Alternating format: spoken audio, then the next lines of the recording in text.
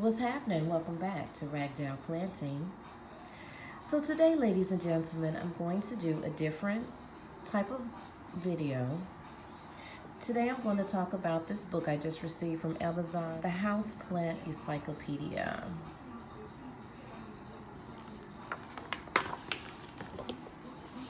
If you want to enjoy your room and balcony plants for any length of time, you must give them a location comparable to their original environment. The most important factors are light and temperature. Most of our houseplants prefer a light, though not necessarily sunny location, one that is warm and where the air is not too dry. Some, however, prefer an environment that is partly shady, warm, and humid. It is up to you to determine for yourself which room in your home corresponds with the particular requirements of any plants. Okay, going into I think these are the chapters. They have titles like Which Plants Go Where, Plants for Sheltered Locations, Plants Requiring... Okay, we're not going to do words I don't know. This book tells you about poisonous plants, plants that need careful handling, plants that cause allergies, care immediately after purchase. Oh, they have little tips in the corner. It says here, the natural environment conditions of plants cannot really be reproduced in a home. Nevertheless, their surroundings and their care should approach these conditions as closely as possible. This page talks about plants with particular needs. And they have the list of ferns, orchids, palms, succulents, cactus. Yeah. And look at this. They have a whole map here. On this page over here, it talks about flowers, roots. I always say roots, I mean roots. Oh, successful care and propagation. It has so much in this book that I just want to read and go through. And look at this. And look at this picture that they have here. And it just kind of tells you successful care and propagation is what they called it. Just how everything have a purpose in helping plants grow. Air and temperature as growth factors. I like how they have the pictures and showing you exactly what they're talking about. Ooh, they have humidity down here at the bottom. I do want to invest in some humidifiers to make my rooms a little bit more moisture. Measuring humidity, softening water. Wow. So look, they have a tip over here. Let's read. If you are not absolutely sure that a plant needs water, it is better to leave it be. More plants die from too much water than from too little. Soil for container plants. Mixtures. Oh, look at this. All kinds of mixtures for ferns, orchids. I'm going to read that. It says, for repotting, you need thyme, new pots, and corresponding saucers, fresh soil and watering cans, a pair of scissors, and many other things. The job is best done out of doors. What do you do when plants get too big? Oh, wow, look at that. Repotting leafy and flowering plants. This down below says, tying up orchids. So they have nice, pretty pictures in here. This is titled, it says, Why Plants Fall Ill. A successful battle against whiteflies and other flying insects can be won using bright yellow, sticky plastic strips or tags. The plant pests sticks to the panels, which are coated with a gluey substance. Check this out. It says recipe for home remedies, alcohol and soap solution. Let's look at that, guys. There's your recipe for the alcohol and soap solution. And this is for what to do when pests attack. Here, of course, is a picture of all the pests. I had the most terrible time with Japanese beetles last summer. Japanese beetles are nothing to play with when it comes to roses. This page here is just showing you all the different bacteria and disease plants can catch. So the tip in the corner says, sick parts of plants should always be cut off immediately before any other measures are taken because bacteria and especially fungi multiply quickly. Look, even the roots can get some type of disease on them. The tip in the corner over here says, it is better to throw out a sick plant than to treat it for a longer period of time with more or less poisonous remedies. As well, this prevents spread of the infection to healthy plants. This tip over in the corner says, some visibly pests can be easily picked off or wiped off by hand. This perhaps require a little willpower, but at least it doesn't cost money. Listen to this tip.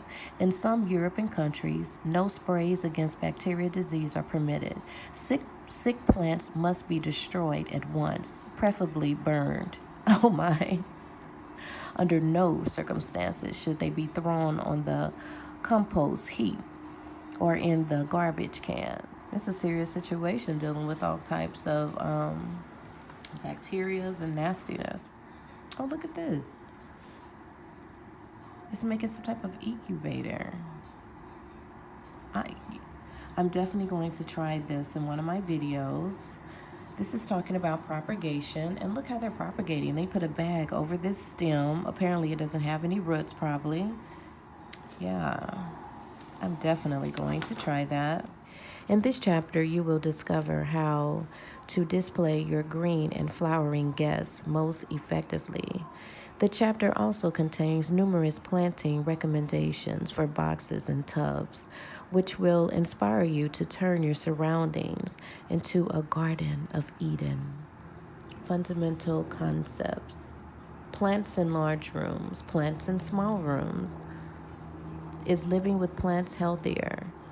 The tip of the day is plants grouped in a single container should have the same requirements for soil, fertilizer, heat, and moisture. This is a tip for me, you guys, because I like to use clay pots all the time.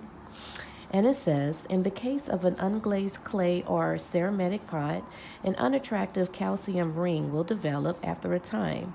Unfortunately, simply brushing won't remove this. The most environmental friendly remedy is to place the pot overnight in a pail of bark compost filled with water. The next day, the calcium ring will have disappeared. Now that I did not know, because I do just wash my pots with warm water and brush it away. Plants in hanging containers. This book talks about everything. I guess it would, because this is the Encyclopedia of Houseplants. Decorating with climbing plants. Ooh, look at this picture.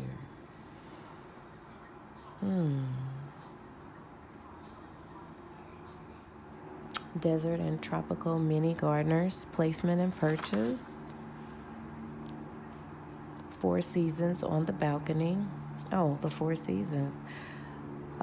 This is spring, summer, fall, and winter.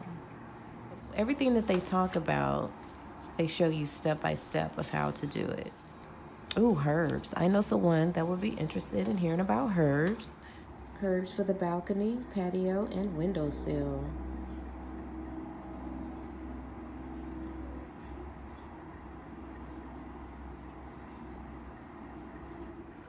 Aromatic gardens and herb gardens.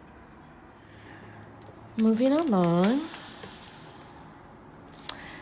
The following section gives you portraits of some of the most beautiful plants from the house to conservatory, the patio, and the balcony. Some of the plants are also shown as they grow in their native habitats. It will surprise you how different some plants look on their home ground from the way they appear in our living rooms. I think they do look different. Oh, wow, guys, look at this. How to use the encyclopedia of plants. Look at this plant. Oh, my goodness. It looks like red Cheetos. I'm seeing a lot of words I do not know.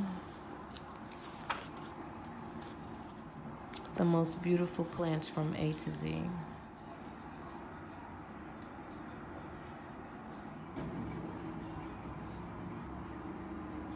Look at those roots. Yuck. These look like roses, but they are not. All the different leaves here.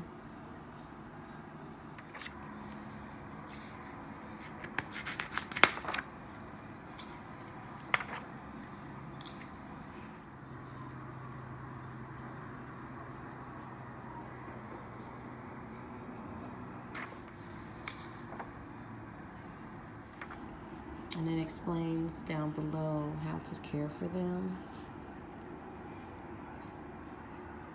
Like, let's choose one. Here's one. Tells you the family, the naval habitat, the flowering time, everything. I love this book.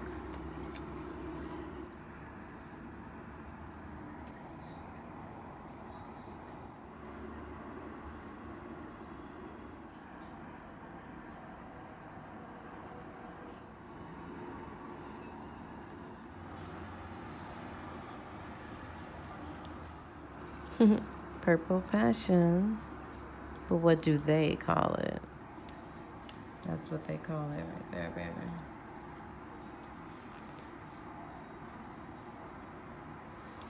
I did try to propagate some of my purple velvet this winter, and here it says that you need to have at least a degree of 68 degrees outside in order to propagate. And what happened with that stem was it completely died. So that may have some truth to it. There are some beautiful plants in here.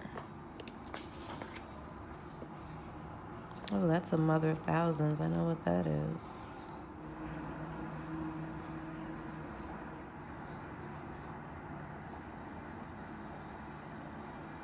Oh, yes. I do want one of these plants. They call this a pitcher plant. That's the easy name for it. Here's the real name for it. And from what I understand, bugs go in here and the plant traps them. Yeah, see? The pitcher plant.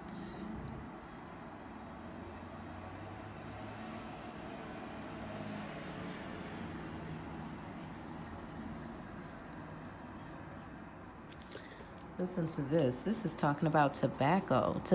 This is what the tip says here. Tobacco is relatively sensitive. I keep getting tongue-tied, excuse me. Tobacco is relatively sensitive to cold and should not be set out too early in the spring. Peperonias, we all recognize peperonias, the different leaves. They're growing this plant from the bottom of the pot. A string of pearls.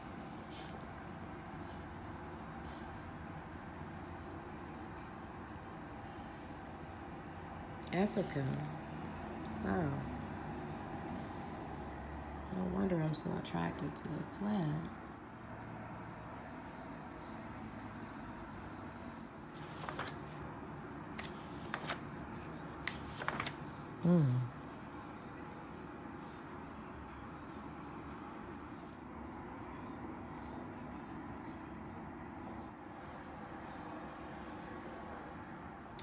Well, thank you so much for watching Ragged Out Planting.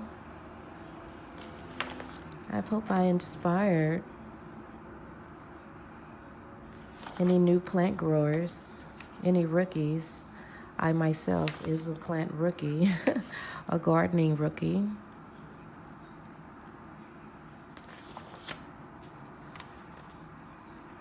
Over and out.